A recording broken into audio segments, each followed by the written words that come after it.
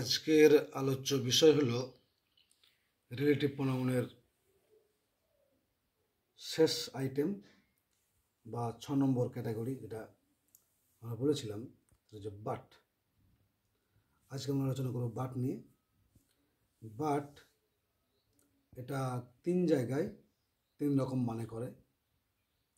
But যখন আমরা conjunction হিসেবে ব্যবহার করি তখন তার মানে হয় কিন্তু।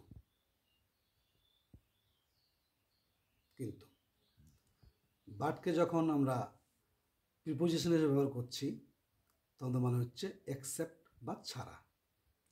আর বাট যখন রিলেটিভ প্রোনাউন হিসেবে ব্যবহার হয় তখন তার মানে হয় যে কিনা বা যাকে কিনা।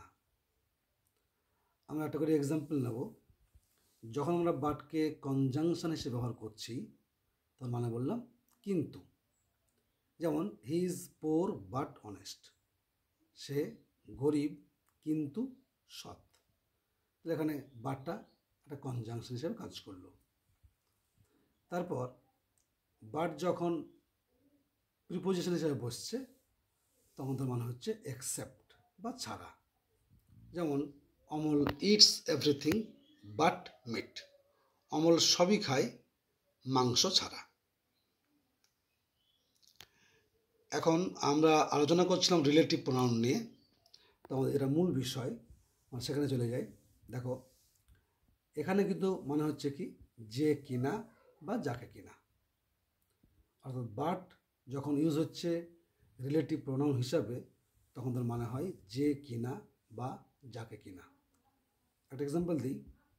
দেখো, there is no mother but loves her child, there is no mother but loves her child।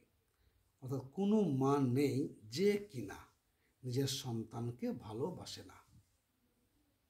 তাহলে এখানে বাটটা রিলেটিভ প্রোনাউন হিসেবে কাজ করছে। there is no mother but loves her child। ব্যাপারটা কীরকম? there is no mother who does not love her child। এই যে who does not love her child, এই হু এর জায়গায় আমরা এখানে বাটটাকে বোঝাচ্ছি। অর্থাৎ এখানে but acts as a relative pronoun.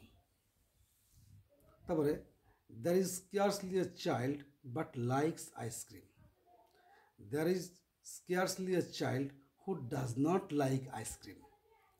তাহলে সেখানে খুব কম বাচ্চাই আছে বা এমন বাচ্চা খুবই কম আছে যে কিনা আইসক্রিম পছন্দ করে না। অর্থাৎ সব বাচ্চাই আইসক্রিম পছন্দ করে।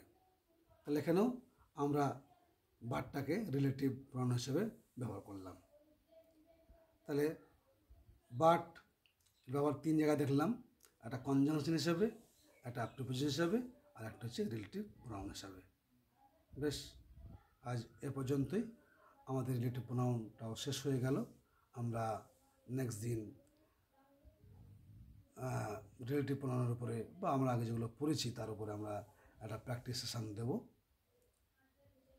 বেশ, ধন্যবাদ।